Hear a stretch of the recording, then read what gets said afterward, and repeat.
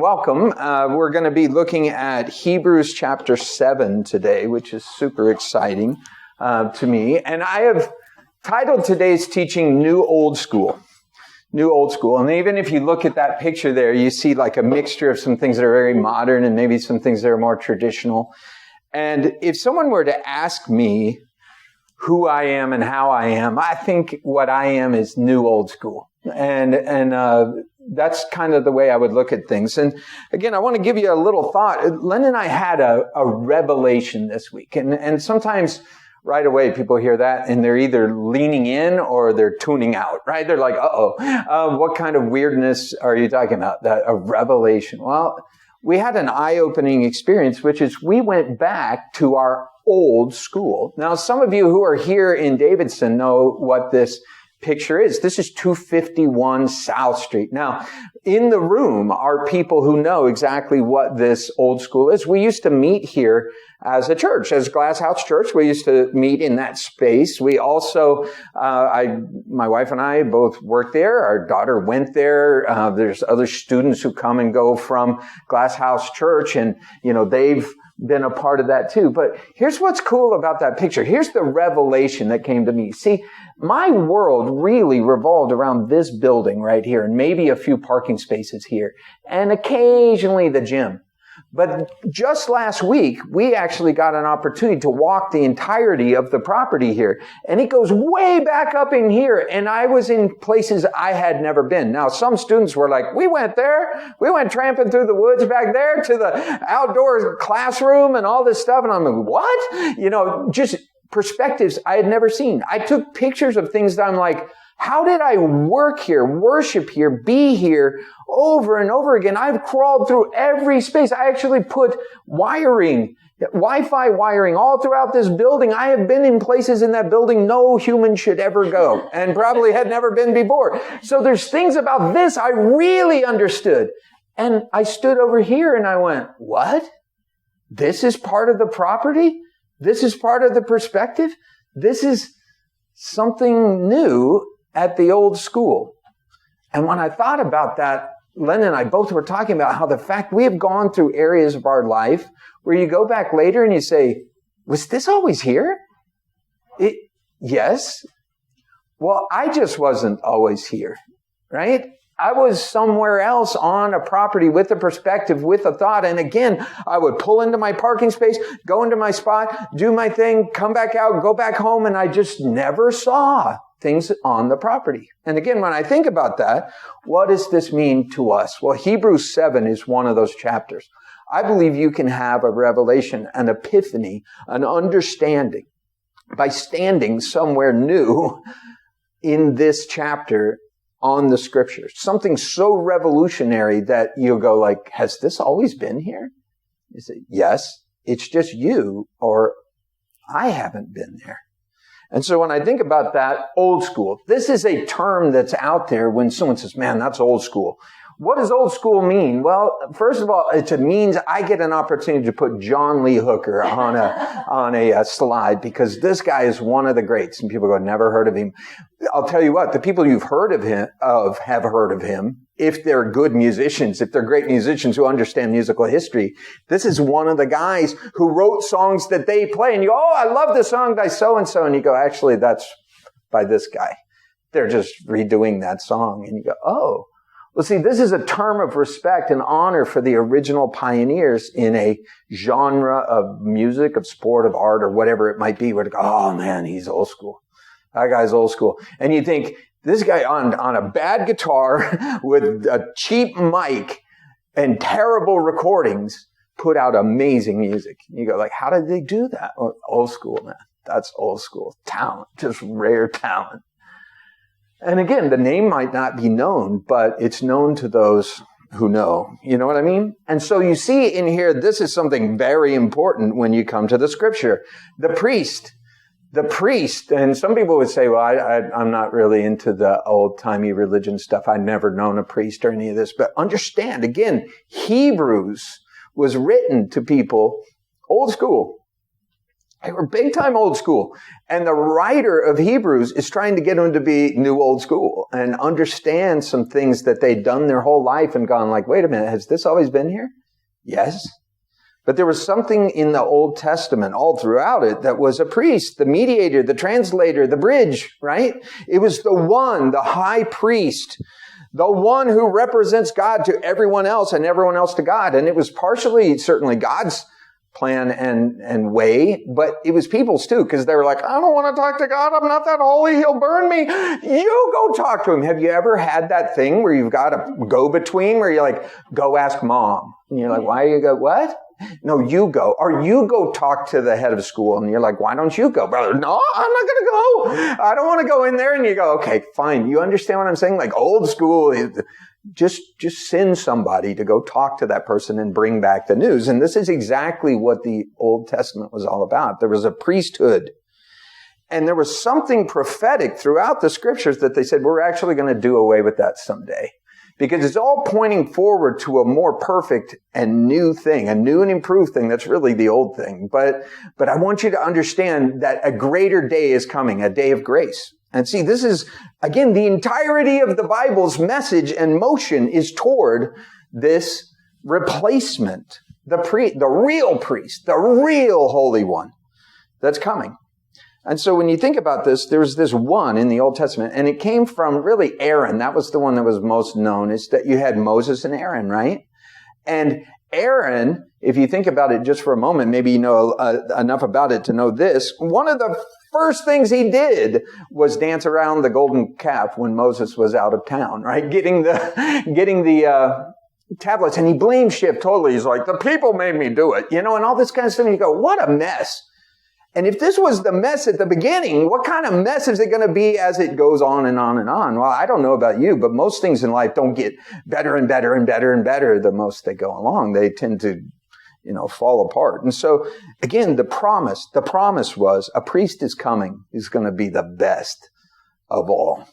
And it will be this, one priest forever, for everyone, everywhere. Okay, that's a pretty big promise. And if you sort through that for just a second, I put it up there on the slide because I want us to think about it. I mean, one priest forever, for everyone, everywhere. I mean, that's a big deal. That's not like just a local thing down the road or this is my perspective. This is God saying there will be a person who will represent God to people and people to God forever. And he'll get it right. Nothing will go wrong.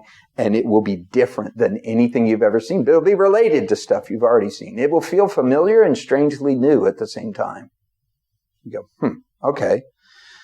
Now here's the thing. Hebrews was written to Hebrews, right? It was written to people who were definitely old school. They're like Aaron, the Levi priesthood. Aaron had a son and it was all genealogies. Have you ever read Old Testament stuff and people go, I don't read the Bible because of all the genealogies. But this was why they read the Bible, because they wanted to know whose lineage is this person from? Are they qualified to be what they're doing for me? Because they say they're the priest. Are they the son of this guy who's the son of that guy who's the son of this guy? And why can I trace it back to the proper lineage? I'm looking at their resume is basically what's happening. Their religious resume.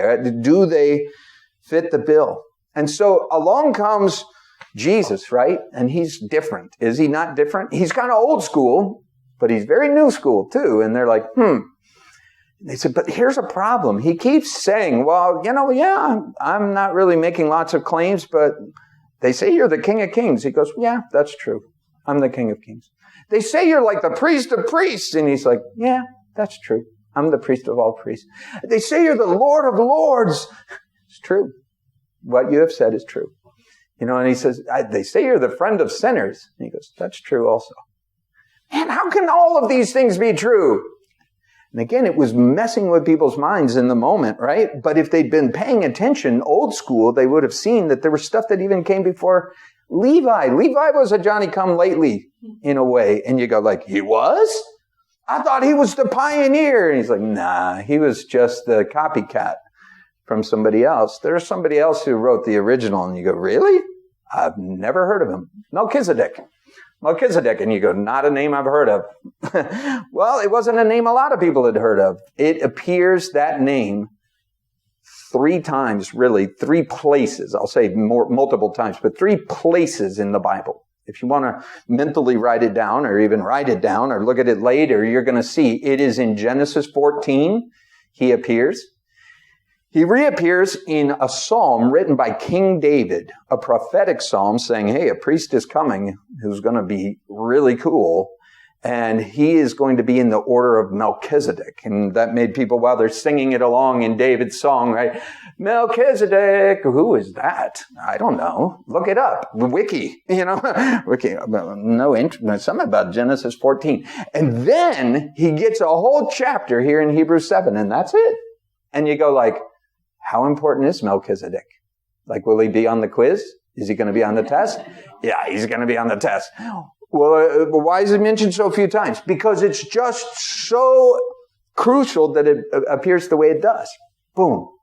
In the Genesis, the book of genealogies, a guy shows up with no genealogy, and you go, Then you have the King David saying, whew, you guys are impressed with me. He said, yeah, I did well with the Goliath thing, not so well with the Bathsheba thing, but I'm telling you, a guy's coming who's going to do a lot better than the king could do. Even King David. Wow, he's going to be the son of David, but he's going to be the son of God. He's going to be of this Melchizedek priesthood. You go, wow, this is a weird mystery, right? I don't know if you like mysteries, but we can solve this one in one session. Really, which is pretty cool. I like TV shows where they're like, we have one broadcast, one podcast. We will be presenting a mystery and solving it by the end of 45 minutes. And you go, wow, cool. This is a big mystery, but it won't be by the end of today's chapter. Okay, so here was the objection the Hebrews made. Remember, genealogies, Levi's, genes, right? These are the jokes. They can't get better. But Jesus, their objection was, he's not part of Levi's genes.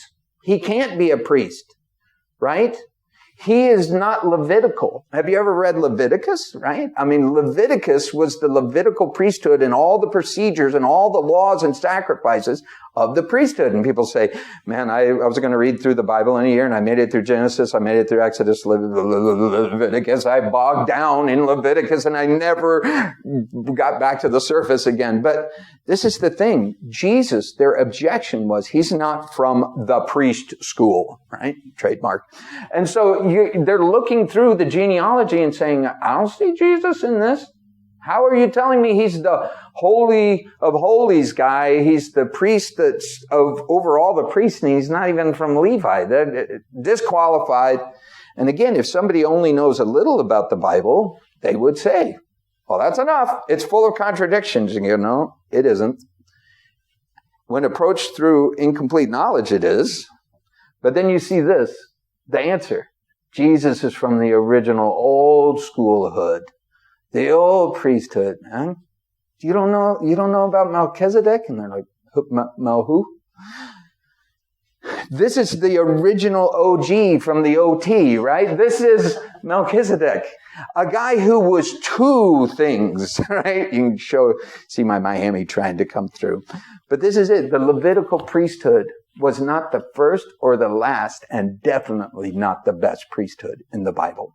It was a patch put on things, and the Bible even describes it as that, saying it was kind of like a substitute teacher until we could get the right answer in there. And you go, like, really? Yes. At best, God knew it was not the best. But it was the best patch for the purpose, which was to show once and for all, the law has no flaw, but people do. And if you're going to approach God through the law, you will never, ever, ever. If you find the best of men, they're men at best. And you know what? If you go through a person, you will be disillusioned. You will be illusioned first and think, oh, they're so amazing. And then you're going to find out they're a sinner just like you. And you're going to go, that's it. I give up on God. And you go, what did God ever have to do with any of that? You go, he was putting a thing in place to teach us a lesson for all eternity, that there would be one for all, everywhere and everyone that they could go to, and he would be perfect and he would not disillusion them. But the Levitical priesthood, again, it wasn't that impressive. It was added late And so when you think about this, Melchizedek is a mystery of Hebrew history, right? He's a mystery man. It's like, some people would go to Hebrew school and never even really study him. If you were asleep that day when they had the Genesis 14 chapter, like, I missed that question on the test. I never heard of the guy. On the spelling bee, you're like, oh no, please don't make me spell Melchizedek. I'll spell Adam. How's that? Or Eve or something, but don't let me pick this one, or Levi. But this is a tough one. Abraham, this is what you're going to see. Abraham's a big name in the Bible, right? Even cross faith, right? He's a big deal. You can't find a world religion that doesn't kind of say, like, Abraham, yeah, he's one of the originals, man. He's old school. You go, father of the faith. He treated this Melchizedek as his king and his priest, right? He says, like, Abraham, who are your influences? It's got to be Melchizedek. Who? Again, the reporters are like, how would you spell that? Google it. Well, you can't do that. Okay, Melchizedek came out of nowhere and then went back to nowhere. Poof, in the Bible. It's just a cool story, because he's kind of like, Genesis 13, any mention of him? Nope. Genesis 15, any mention of him? Nope. What happened to that guy? I don't know. King David mentioned him in the Psalms hundreds and hundreds of years later, and you go, huh? And then you go, are we ever going to find out what happened to that guy? Or happened through that guy? Well, Glass House Church brings you this thought. Okay, king. There were two main things in God's governmental structure, right? It was God, a theocracy, and then underneath that, pretty much two positions on earth. There was the king and there was the priest. That was it. Okay, and they each had their ministry and they each had their purpose. And so you had God, and God, hopefully you had godly kings, right? You know the genealogies. How'd you get to be king? Well, I'm the king's son, so I get to be king. Are you good? I don't know. We'll see. I am family. That was the resume. The resume is you got the right last name, but you got a terrible character. Or sometimes they had a good one. But it meant it was always up and down, right? It was like, oh, and this king had a son, and he was a good king, and he had a terrible son. Oh, no! How do we get rid of this guy? Well, there's no vote. We're just going to wait and see if someone kills him. All right, somebody kills that guy, and then someone else comes in. This is the king. They had earthly power. They sat on a throne, right? You know the story. This is the Game of Thrones. And then there's the priest. And the priest was supposed to be a little bit more heavenly and a little less earthly than all that, right? I mean, this was the idea that they weren't going for the kingdom power and the weapons of war and all this stuff. They were supposed to be the spiritual side to things, right? I mean, you get the dichotomy there, and it was the power of heaven, the connection to God. The priest, the king would consult with the priest and say, like, what should we do? Is God on our side? Are we doing it right? Are we doing it wrong? But kings didn't care half the time, and priests were all corrupted half the time, and it was just like, wow, what a disaster, what a fiasco. Again, in concept, does it not make amazing sense? You go like, wow, if you were drawing something on paper and saying, what kind of government could we have that would work? You could come up with all kinds of great structures. But I remember a history test that a teacher asking me this question. And we had to think through it because it wasn't one that you could just memorize and give the answer. And the question is, would you rather have a perfect government and imperfect people, or imperfect government and perfect people? And I was like, ooh, that's a tough question, right? I mean, you go like, because you could come up with the best thing on paper. And the truth is, people are messed up, right? And so this is what you see.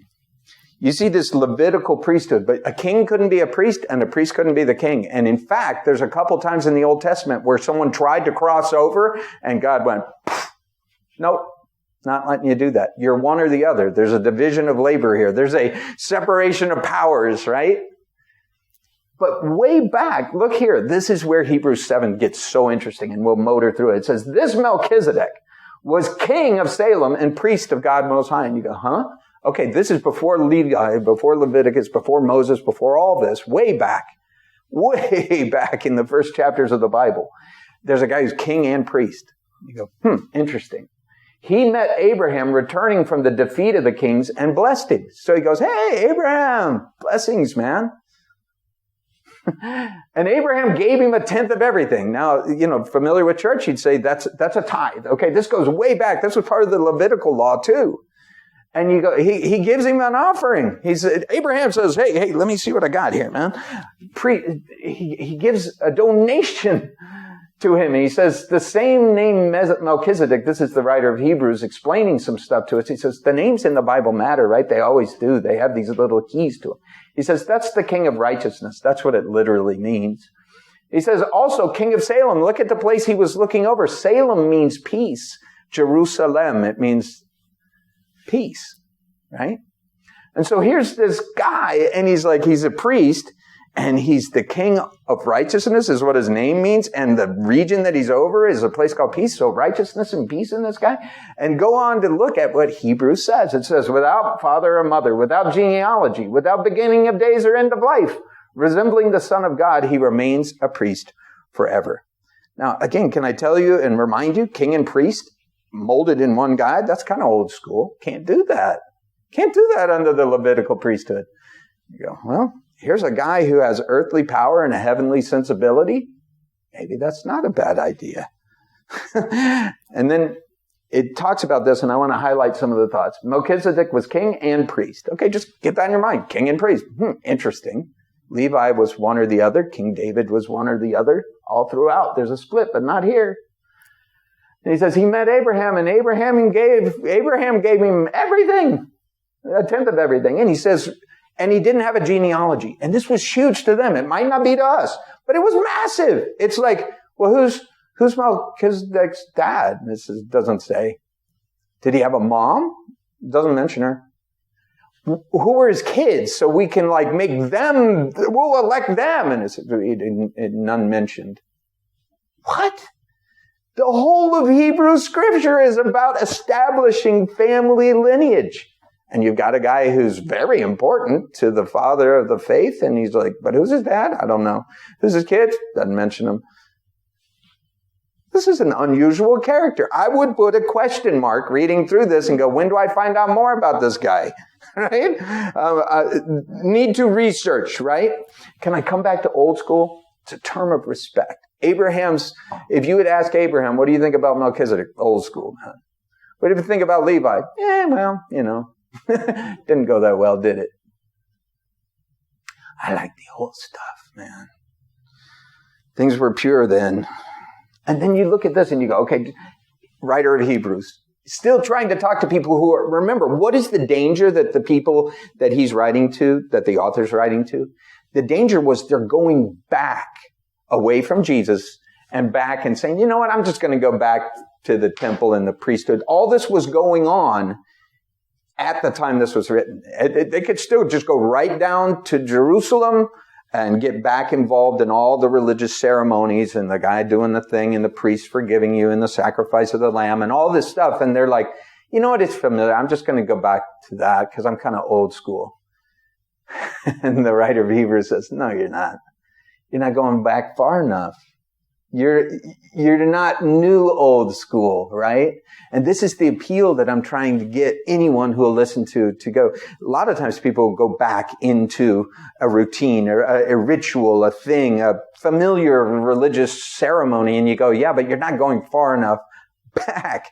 You got to go all the way back to what is that even about? And what was that pointing toward? That's a great question. And so this is what Hebrews says.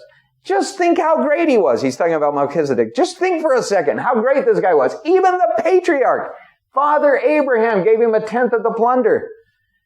Now the law requires, he's contrasting it with Levi's, and he says the descendants of Levi commands, it requires that those who become priests collect it from the people. That is, they basically require it from their fellow Israelites, even though they're descended from Abraham. And he says, this man, this Melchizedek, didn't trace his descent from Levi. He collected 1/10 from Abraham and blessed him who had the promises. Don't lose the thread because of the density of this.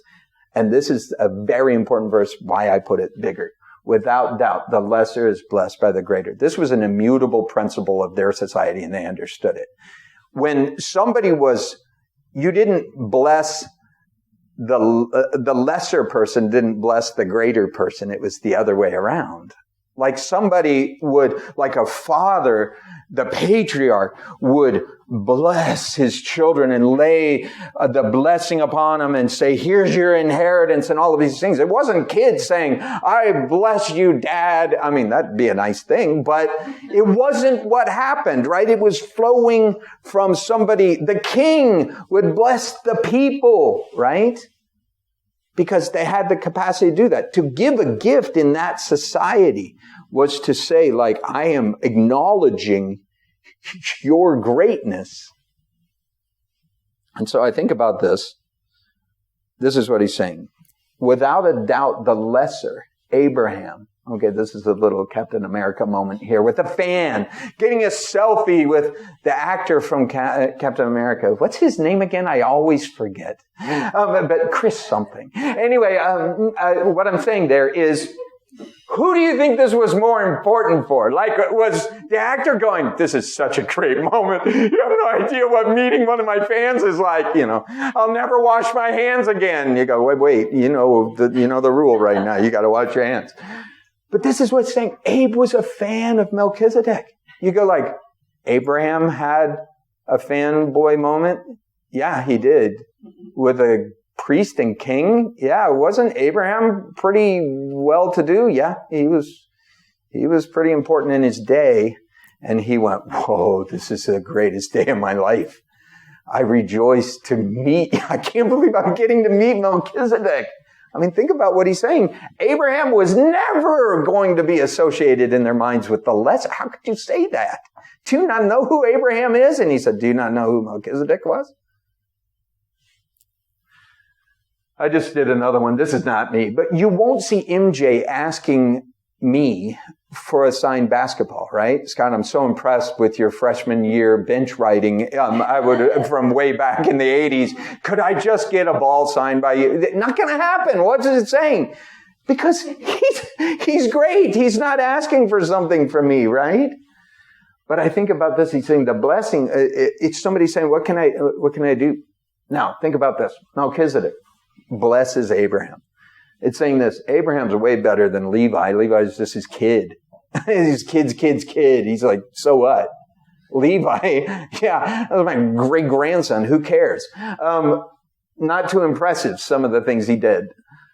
Melchizedek, okay, now we're going in the right direction. You want to see impressive? This guy impressed me. This guy's old school. There was a purity to it. There was a reality to it. And again, the priesthood, by the time the Hebrews grow up under it in the day of Jesus, well, if you've read your Bible, you know Jesus wasn't real impressed with him, and neither should you be. There were 2 high priests by this point. There's only supposed to be 1, but they had purchased their position. That's why they were there. They were the ones negotiating why an innocent man should die, just saying like, well, you know, he's inconvenient to our school. He's not from our school. Enrollment at the preschool is kind of down because Jesus is saying that's really not what it's about. We got to get rid of this guy. We got to kill him. And you're like, what? But not during the feast, because that would, interfere with things. But let's do it at night, even though it's illegal. You go like, what? Do you understand what I'm saying? It's just a placeholder. It was a placeholder for what? Okay, well, this is what I call the mic drop moment. If you don't already know what that is, that's a moment where if a rap battle, somebody knows they won, they just, I'm done. That's my last line. Boom. You may remember it from this guy here. The president had a mic drop moment where he said, Obama out, boom, and just dropped the mic. And that was the end of what he had to say. And this is what he's saying. Levi was just a placeholder for the grace holder. Boom. That's kind of what Hebrews, for the rest of the book of Hebrews, and the author's not going to argue anymore about why Jesus is great. He's like, if you don't get it now, you don't get it. There's nothing more I can say. All I can tell you now is what grace can do for you and will do for you. So that you see a watershed moment in Hebrews that from here on out, he's been talking about why Jesus is great and greater than any, but this is it. There's nothing more he can say. It's like, if you don't understand that Jesus is greater than the Levitical priesthood because he is more like Melchizedek than he is like Levi, then I just can't explain this to you. I can't. You can't get it. So this is what he's saying. Boom. All right. So we get it, right? We're getting it now. And you look at this. It says, in the one case, the tenth is collected by people who die. He's saying, the Levites die like we do. In the other case, it's declared to be living. And Melchizedek is declared in the Bible to be just without end of days. He's like, in the discussions of him, he says he's like he came out of nowhere and he went back, but he's everywhere. He's everywhere and nowhere. He's not just a person, not just like a person, not like Levi. And he says, even Levi, who collects the tenth, paid the tenth through Abraham. Melchizedek met Abraham. Levi was still in the body of his ancestor. Now, again, I try in teachings to not only give things that anyone can understand if this is the first Bible lesson they ever heard, or somebody who's been hearing things for years go, I had never thought about that. That's pretty interesting. Jesus said that Abraham rejoiced to see his day and like kind of met him. And you go like, what? When did that happen? Well, a lot of scholars think it happened right here. Anyway, in the one case, the tenth is collected by people who die. Okay, Jesus died, but he never died, really, because he came back, right? You think about this. One of my old school favorites was The Who, right? Talk about a band that died and had 50 farewell tours, and I've seen them all, right? But here they are, back again. Fare thee well. So one of their songs, best known for that song, Meet the New Boss, same as the old boss. I mean, it's basically nothing ever changes, but I pray that maybe it would, that you would not get fooled again. This is what Hebrews is saying. Please don't get fooled again. Don't think, well, you see, but they're holding an election and there's a new priest coming and I hear he's really awesome. And you go, no, I met him. He's like real cool and modern and stuff. And you go, have you not read? They start great and end poorly. They start poorly and end great, but they're just people and they die. And then you're going to have to get another one and you're going to put all your hope in that. He says, can I get you to just think differently and see that Jesus is the one priest forever, for all, for everyone, everywhere? And again, when you think about the implications of that, right? This is what it is. Humans, they're frail. They do funerals, but they die just like us. Someone will do theirs. I've done a lot of funerals. Someday someone will do mine. One exception, Melchizedek. You don't get to see him. You just have him appear and matter in a moment and say, there it is. We're not going to talk about his birth too much. We're not going to talk about his death too much, but just look at his life for a moment. No lineage, just living. And then it says, one might even say, and I wrote, this is Hebrew humor, because if you know anything about cultures, things that some cultures think are absolutely hilarious, you go like, I don't get it. It's because you don't understand the context. I don't understand the context. This is Hebrew humor because he's saying, you might even say, if you look at it this way, ironically, he's like, even Levi tied to him because Levi was in the loins of Abraham at the time. And you go like, oh, that's in the Bible? You go, yeah. He was still in the body of his ancestor. And you go, just swimming around. That's Hebrew humor. And you go, how inappropriate. Well, okay, take it up with God. So if perfection could have been attained through the Levitical priesthood, and indeed the law given to the people established in the priesthood, then guess what? Why was there needed another priest? Why would David prophetically saying, we're going to replace this, don't you worry? I know it's a mess, but God's got a plan. Why would they need that if it was okay? If Aaron and Levi were great, why would the greats have said, you're going to go through an era you're not going to be too impressed with, too proud of? Have you ever gone through a clothing or musical or artistic or anything era of your life that you go, ooh, let's bury those pictures? That's exactly what was going on here. The priesthood changed, the law changed with it. This was a truth so important that I want to make sure we grasp it before we go. Melchizedek, priest of peace, it's hard to say, king of blessing and freedom. I mean, he didn't require Abraham to do anything. Abraham went, oh, this is so amazing. Here, take my wallet, or something. They're like, what? What was that? But it wasn't Melchizedek drawing it. It was Abraham saying, I'm just so thankful for all that you've done and all that you do. You have my support. And then you see Levi, Levitical law, placeholder, they were frankly takers. And they did. It was a taking. It was a commanding. It was a demanding. It was all of this. And that's the placeholder that the Bible says got us ready for the grace holder, the new old school, to where we'd go like, this is new. You go, no, it isn't. It's been promised since the beginning. It was the thing that people who got it along the way even got it along the way, because it says Abraham and others along the way understood grace in the Old Testament. Grace isn't something that just suddenly popped upon us. Remember how I said I went to the school and I was like, I worked here. I walked these grounds. How did I miss this? Well, there's people who said, it's been here the whole time. I was out there. You didn't see that? And you're like, no. And that's also part of the message of the New Testament, is that there were little pockets of people all the way along who said, it's really not about what I can do for God. It's what God has done for me. I really, no matter how much my righteousness is right, I'm pretty wrong. And that guy over there is just as messed up as I am. So I'm not looking down on them. I'm not looking up to them. I'm just looking up to God, and thankful God doesn't look down on me. And you go like, but those things existed in the Old Testament, but there were pockets of it. There were fans of it who understood it, but it was real indie, if I could put it that way. You know what I mean? Where it's like, they don't have a contract. No one's ever heard of this band. Well, I've heard of them. Oh, you've heard of them? I love their stuff. Really? Do you know their first album? No? They have a first album? Yeah, there's an album before that album. They will, it's that moment. That's what's happening in Hebrews. And then we might not be able to connect with that, but I hope we can connect with what it is to see something old for the first time and go, where have you been all my life? Where have you been? And so Hebrews hangs out a banner, right, that you've seen many times in your life. Under new management, right? But it's not meet the new boss, same as the old boss. It's like, no, the old boss, that boss, Melchizedek, the one who was about freedom. See, one of my favorite stories, let me give you this story. It's really a great story from my working life. Some of my family has heard of it. But it's back where it all began. I used to have to travel to the Caribbean and Central America with my job with Exxon. And there were some places that were greater than others, but one of them was Bermuda. Okay. Bermuda, well known for its Bermuda shorts, right? As well as the triangle. But, Bermuda shorts, people there to the office would wear like basically Hawaiian shirts, Bermuda shorts, and high pulled up socks, black socks. That was kind of the uniform, right?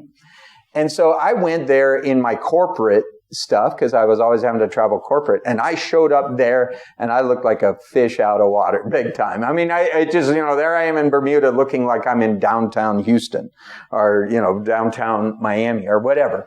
And so it just so happened that I was trying to install a new system. That was my job computer-wise. But they had also just put in a new country manager. Okay, new country manager who was even more corporate than the people back at corporate, right? I mean, this guy had a 4-piece suit, if you could. I mean, it was just a vest inside the vest with the tie, just stiff as he could be and everything else. And he gave his speech the first day. Everyone's sitting around in their Bermudas and everything else. And I'd like to introduce Scott. He's going to install our new system and we're all going to be obedient. We're going to do it corporate and we're going to do this. And it's a new day and all this stuff, right? And he, laid down the law and then left the room.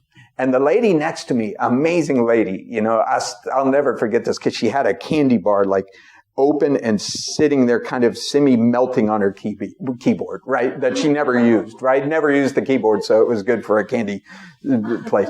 And they literally didn't log on to this old system, didn't care about the new system, right? And she turns to me in an island accent that I can't replicate and won't. But it was basically, I've seen them come, I've seen them go, nothing ever changes. And this was, I can't tell you how profound an understanding this was for me when I was there, right? So I spent the week with the guy coming in. How are they progressing? Oh, we're doing great, and she's sharing candy with me and I can't even get her to log on. I mean, this lady doesn't care. Like, you might want to write down your password. She's like, yeah. Okay, I've written it down. You're like, you didn't, and I'm like, yeah, whatever. And I'm leaving, huge manuals and all this stuff, right?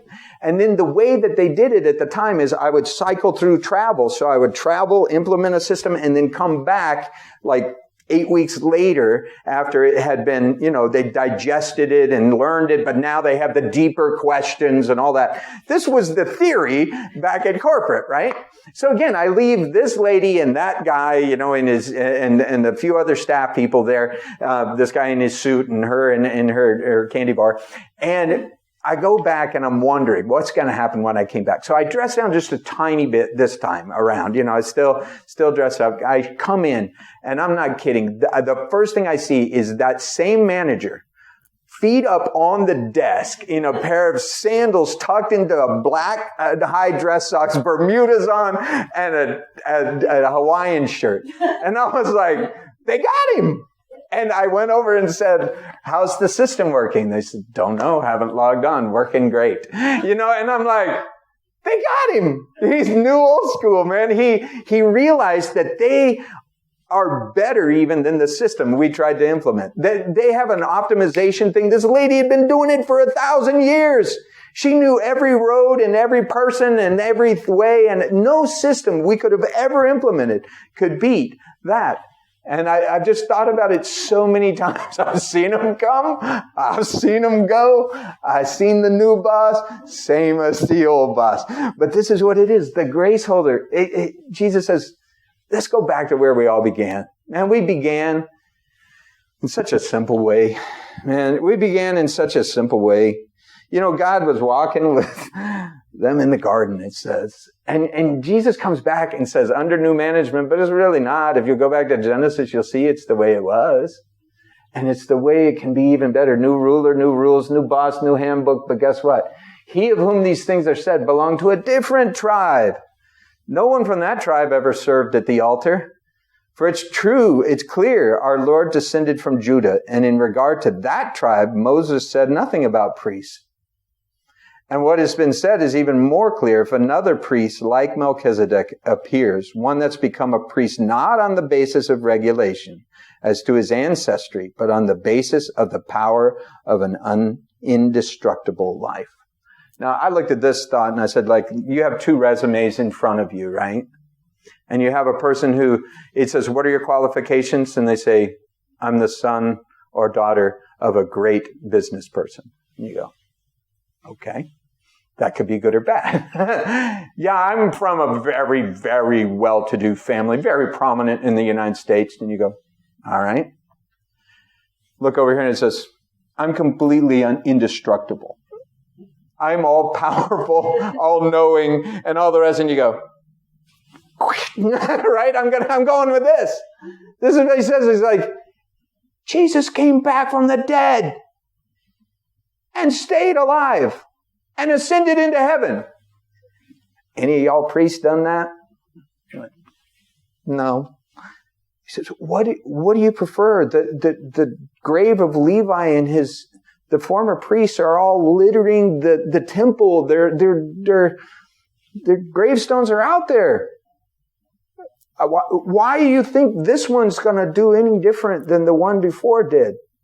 When you've got one who went all the way back to the beginning. See, I love this. It's declared, this is King David, one of the greats. Again, when you get endorsements, this is what's happening. Endorsements. Abraham already gave his endorsement. He said, man, I'm a huge, huge fan of Melchizedek. And then you have David going, yeah, let me write a psalm about how great the Son of God will be. He'll be like Melchizedek. I mean, he's going to be of that order. And you go like, whoa. Okay, for it's declared. By whom, King David? You're a priest forever in the order of Melchizedek. The former regulation set aside because it's weak and useless. That's pretty strong words of the Bible, on the Bible, right? So whenever someone's trying to lay a law on me from the Bible, I'm like, huh? Weak and useless? Made no one perfect? Yeah, but you go, a better hope has been introduced. Have you been introduced to the better hope? We draw near to God. Okay, that's pretty good. Tell me more. It's not without an oath. Others became priests without an oath. They said, well, I got the job because I bid on eBay. But he became a priest with an oath when God said to him, well, that's a pretty good endorsement. The Lord has sworn and won't change his mind. He says, this is a one and done. Not really up for negotiation. You're a priest forever. Okay. Well, how long is forever? Well, it's forever. So I highlighted that because it's back to what I said at the beginning. Remember this? One priest forever for everyone everywhere. That's pretty sweeping as a thought. How does one size fit all? Well, because of this oath, Jesus has become the guarantor of a better covenant. He's like, it's a better contract now. One contract is, if you're good, God will accept you. How good? Good enough. And if you mess up, you need to go do some animal sacrifices to a priest who's also doing animal sacrifices for himself because he messed up. I don't like it. What else you got? Well, I got this thing where I come, live a perfect life, love imperfect people, and offer to get you into heaven on my good recommendation. How's that? I love that. Okay. Well, is there a guarantee? Yeah, it's signed in the blood of God. You go, all right. That's pretty good. Now, have there been many priests since death prevented them from continuing in office? Hey, I was going to go see the priest. Well, he died today. Oh, no. But because Jesus lives forever, he has a permanent priesthood. Those two words would be a great album. Jesus, permanent priesthood. Therefore, he's able to save completely. That's pretty good. Not partially, not for a little while. Those who come to God through him, he always lives to intercede. He always lives to be on your side, by God's side, saying, yeah, let him in. That one's with me. That's amazing. I highlighted some of these things because, again, they're just amazing. Better covenant. Better. Guarantor. Jesus lives forever. Permanent priesthood. Able to save completely. Always lives. You go, wow. So there's humans who always die, and there's Jesus who always lives. So this is, again, mic drop moment. Don't go back to Levi and Leviticus and the law. Why would you? Why would you go back to that? Why would you go back to a system of condemnation and weakness and incompleteness when you could have the exact opposite of that? Why would you take the copy when you could go for the original? Someone would say, well, I have a Mona Lisa that was painted by a guy out in the Esplanade here or you could have the original. And you go, gosh, that's hard. They're the same price? Well, no, the copy's a lot more expensive. You go, what?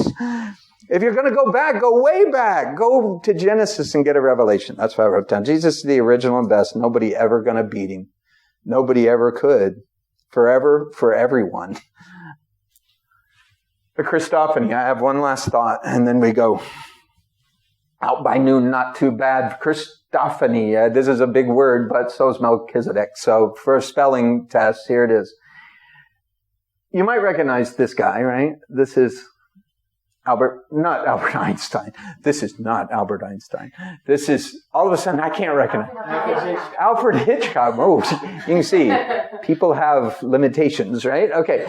A cameo appearance. It's when he'd show up in his own films. The director is suddenly in the film. And you can see even, like, people go, that's him, pause it! You couldn't pause a movie back then. It was crazier. Yeah, people are like, I'm telling you, I saw him in the movie. And you're like, no, you didn't. Stan Lee loved to do this in the Marvel movies, right? And people would freeze frame it and go, that's him. He's the checkout clerk at the hotel or whatever. And you're like, amazing. Well, this is possibly what's going on here. I'm not one of those people who says it's absolutely true. You have to believe this or you're wrong. No, I don't have to believe this, but I do believe it. That this was a cameo appearance of Jesus in the Old Testament. It's known theologically as a Christophany. It's where he kind of like went, watch this. I'm going to show up before I show up. And everyone's going like, who was that masked man? We didn't even get to thank him. And you go, boop. You don't think Jesus has a sense of humor? Man, I know he does. I just have to look at my life and know he's got a sense of humor. But when you think about this, why wouldn't he do it? I think he did it. He showed up as Melchizedek. But if all it is what's called a type, which is an example, where the author's pointing to and saying that, Jesus is a whole lot more like this than he is like that. And this is the beginning and where it all started. But I personally think Jesus pulled one of these and kind of smiled and said, I'm out. I'll see you soon. And then such a high priest truly meets our need. One who is holy, blameless, pure, set apart from sinners, exalted above the heavens. Unlike the other high priests, the ones that they were trying to go back to. He doesn't need to offer sacrifices day after day, first for his own sins and then the sins of the people. He sacrificed once for all for their sins when he offered himself. He's like, that's a good one. For the law appoints as high priest men in all their weakness.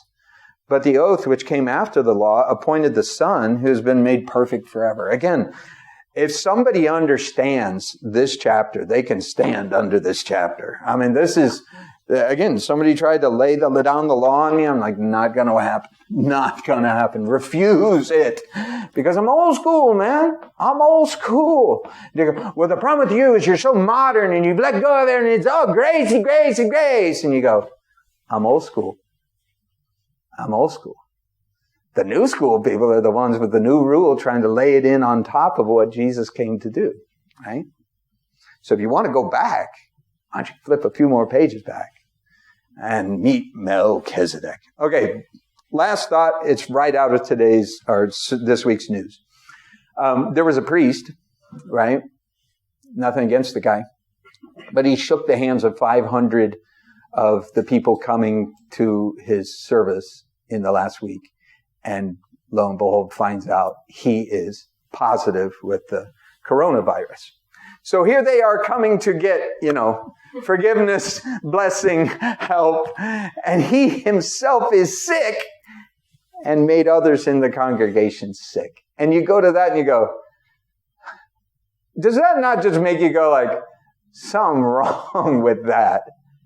And this is exactly what Hebrews is saying. He's saying there's something wrong with that. Levi's sick. His kids are sick. His lineage is sick. And we've got to go outside of that where you go like, you know what? The new old school is I'm in contact with heaven through the one who came from heaven, got subjected to the worst of our sickness of sin, overcame the death and went back to heaven and said, see you soon. But because it is on his route and not our faith or doubt and our goodness and all those things. So that's what you see in it. And you go, I'll shake hands with that all day long. But the rest, I have to go, bye now. Bye now. So be new old school. Be new old school. Know these things. Learn these things. Share them with people and see if they want to listen and learn. Because there's no freedom like knowing where you came from and where it's going. Jesus, thank you for all this. Thank you for the time we've shared here. Thank you for the online ability that makes all kinds of things possible. Thank you also for just the fact that we can know wisdom without worry and all the rest of that. We can take precautions in the physical areas, but we, more than anything, can know joy, freedom, and all of the confidence that comes from the spiritual realities of life. We pray it in Jesus' name. Amen. Amen. I understand it's possible there's a cake in the other room. Is that a true rumor? Yes. Okay. For those of you watching online, I don't know what to say, other than I will have your peace. So